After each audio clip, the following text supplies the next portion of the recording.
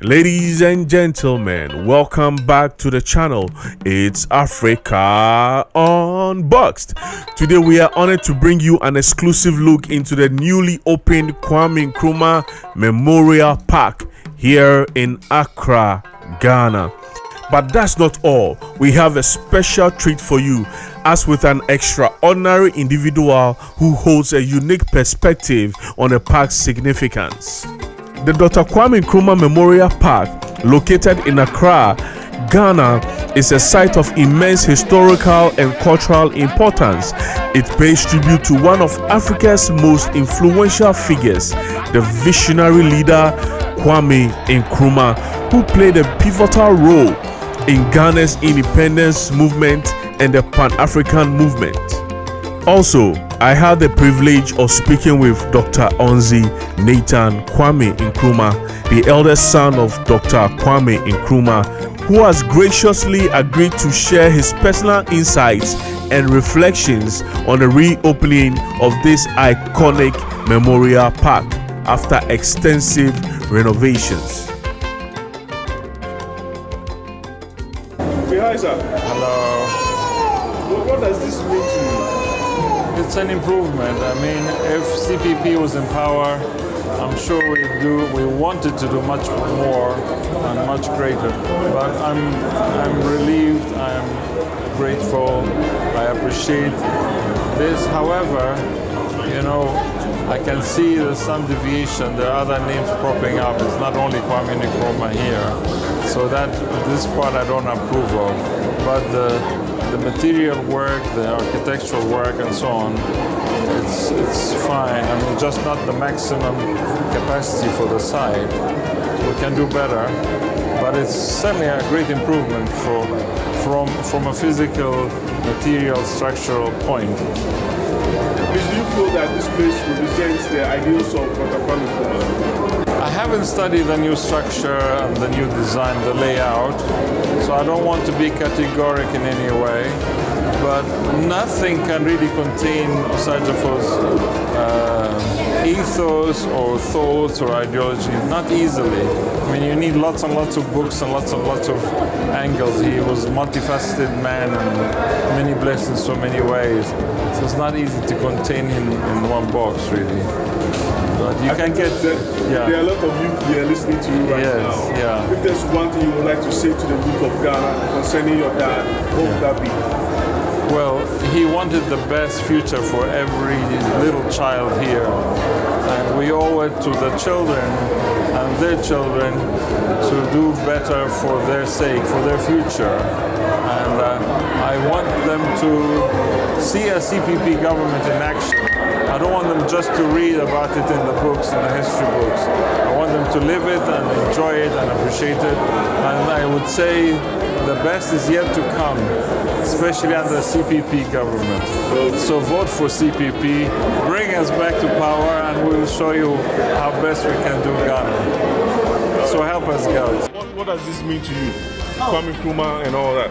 This place, it really reignites a lot of pride that we have, not just in Ghana, but also in Africa. Kwame Nkrumah was a pan-Africanist and a proud Ghanaian. So it really reignites all the, as I mentioned before, the passion and the pride you can feel for your homeland, for your country, and your continent.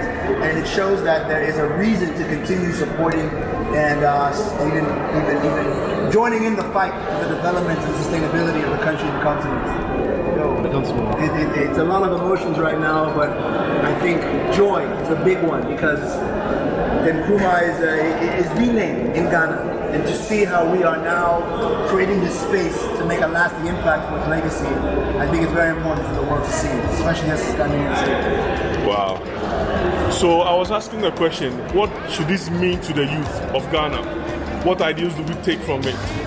This should serve as the standard for excellence, for greatness, that the kids now have something undeniable they can look up to. So they can say, okay, I don't know much in this world, but I know when I mention Nkrumah's name, people respect. I know when I see Nkrumah's library, he must have done some great things, so I can now have a path to work, to do something to resemble that. So when the kids have this positive model to look towards, it creates a better future. And it's very important that this targets the youth, so they can see there is a designed path, a destined path for them to follow, and even contribute something that Nkrumah himself would approve of. Right. Okay, out of all the other ideals of Kwame Nkrumah, Sure. which one stands out for you? Oh my God, it's difficult to just name one, but I think the fact that until the entire Africa is free, there is no freedom.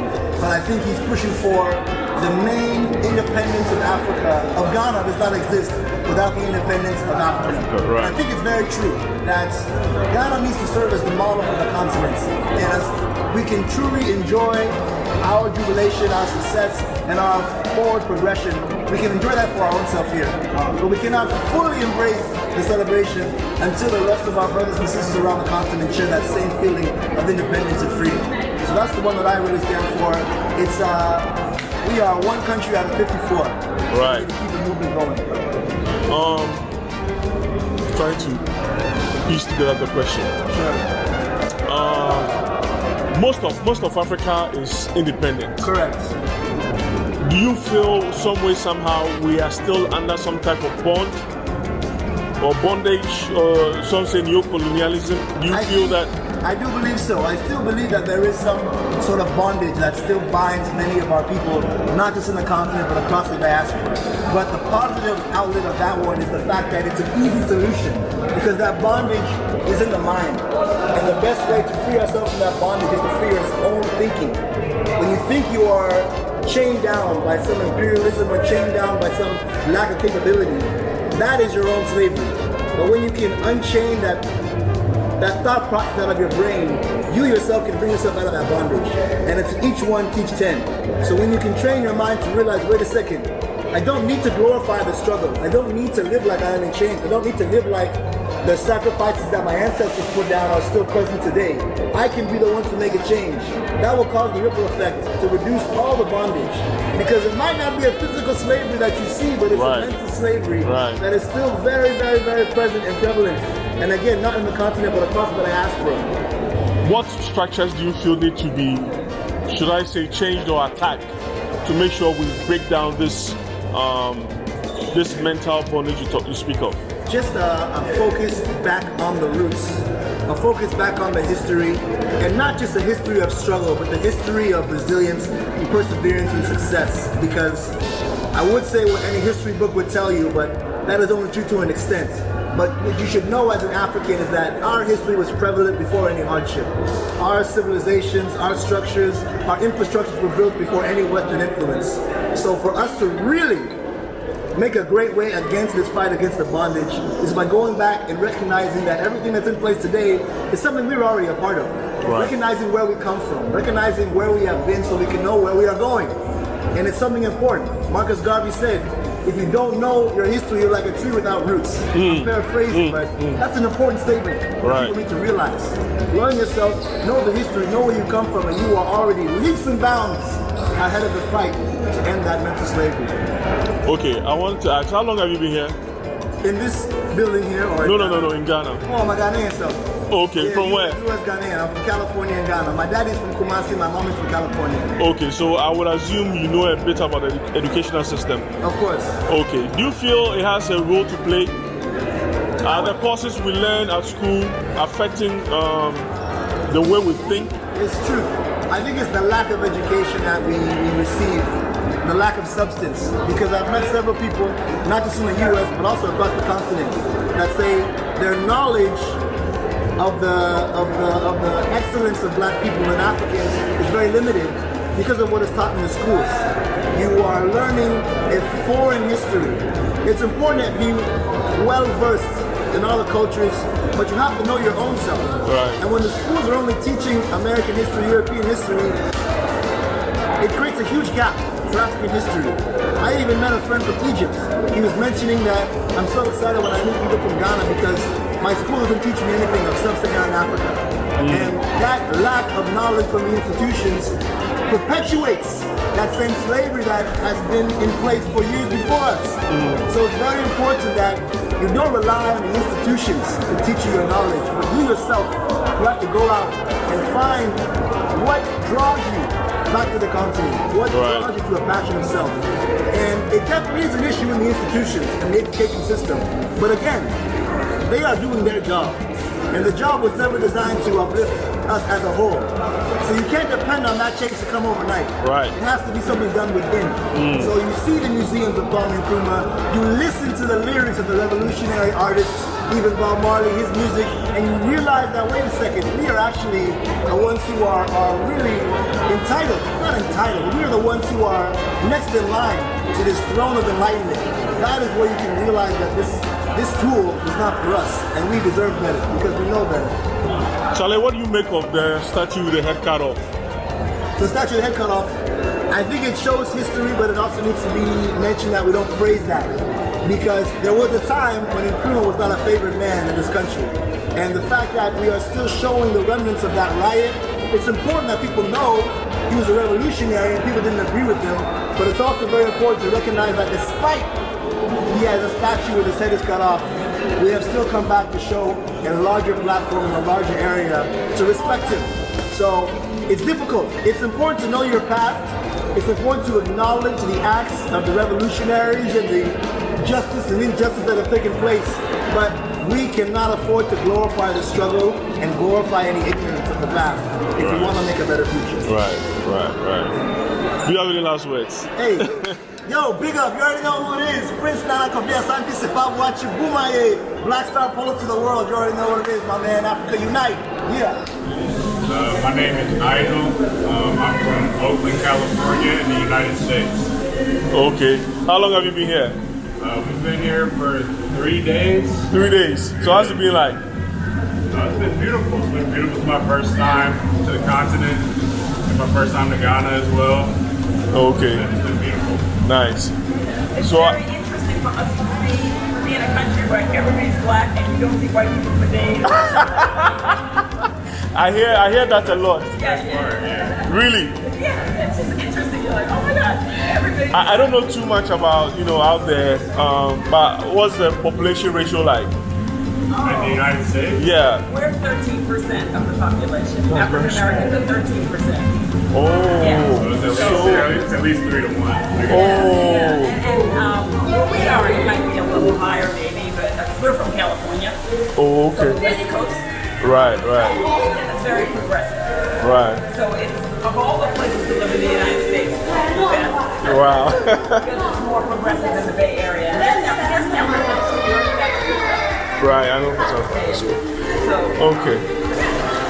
So, what brought you to Ghana? My job is taking a group of us out here to Ghana. I'm here with my coworkers, and I brought my mom. Oh, okay. You don't want to leave your mom. I fully my way in. Nice. So, what does this place mean to you? Have you heard anything about this place? I just actually learned about Kwame Nkrumah today. Oh, wow. We went to another exhibit where we visited his home. We went to WEB, Du Bois. Du Bois. Okay. We know the boys, American, but So I just learned about Kwame Nkrumah today at the Du Bois exhibit. We went to go visit Du Bois' old home. And our tour guide there told us to inform me about Kwame Nkrumah today. So, what did he tell you? What do you know about Kwame Nkrumah now? Yeah, it seemed like he was just a powerful leader that really wanted to unify Africa. That was what I got from him. Did something strike you about him? He seemed very similar to a lot of political leaders, black political leaders that we had in the United States, like Malcolm X and Martin Luther King and people like that. So it was a familiar story of how he went about his life and how he died also. Okay, so it makes me understand too the connection between Ghana and the United States, African Americans in Ghana, because West Africa and African Americans, most of us are from West Africa, and the spirit of the people of that kind of activism, advocacy, freedom, liberation, that kind of attitude and mindset, we have as African Americans, and we see that with Ghanaians, particularly learning about Kwame. wow.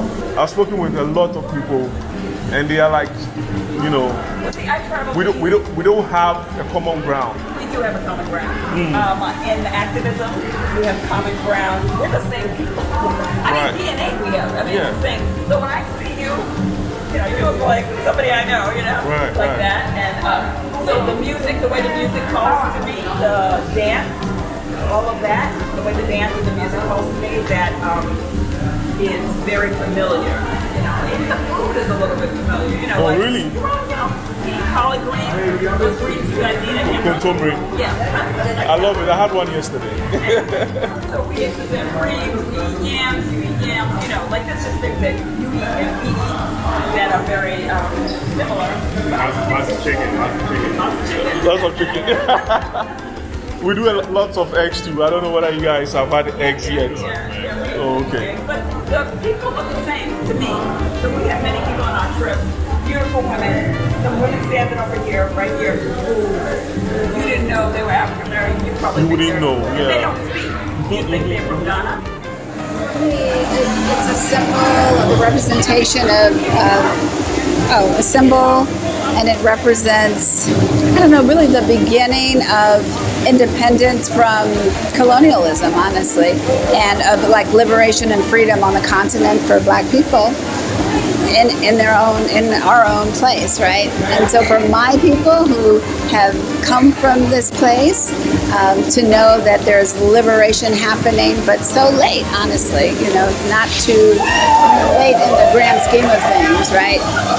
Before my birth or before my lifetime, but very close to it. Like, that's really meaningful. And sometimes African Americans think of the struggles that we've had through the institution of slavery, of chattel slavery, and our ancestors were enslaved. But to know that here there was just the oppression of British colonialism, which was very, very powerful, and still, I think, has its legacy in the hearts and the minds of people here right now. So do you guys feel or think, you guys think Africans or Black people as a whole, worldwide, are we free? Hell no. Not just no, but hell no. I mean, I find that all over the planet. I've been over 100 countries, and many in Africa, but all over the globe, honestly. Even in places where there have been Black African nations from the beginning, we don't have access to the same levels of quality education and healthcare and wealth. You know, the resources that are needed to really have the kind of significant power on a global stage. And so I think that's intentional, thrust upon us. And probably there's something about our spirituality, our belief systems, our honoring of the elements of earth, fire, water, and air that has made it so that we're not a people that have wanted to compete in a capitalist economy in a way that oppresses others. And so in some ways it's harmed our progress in that way. But I think we've progressed in other ways that are really powerful and help deliver us. What we do have is we have Black joy all over the world. So we have oppression, but out of that oppression, we have a lot of strength, a lot of spirituality, and we have a lot of joy. Like, I love being Black. I mean, don't you? I mean, and I feel like that's what I feel like I have in common with Black people all over the world. If I see Black people all over the world, I feel permission to talk to them, to say, hey, what's happening? Now, we do that in the United States, but also because of that joy and that spirit. Right. The kinship, I think I feel that too. Yeah. Everywhere I go, not just a kinship about hurt, harm, and oppression, but a kinship about like art and theater and music. Like whenever we're together, there's going to be some music. There's going to be some movement. We're going to be in our bodies.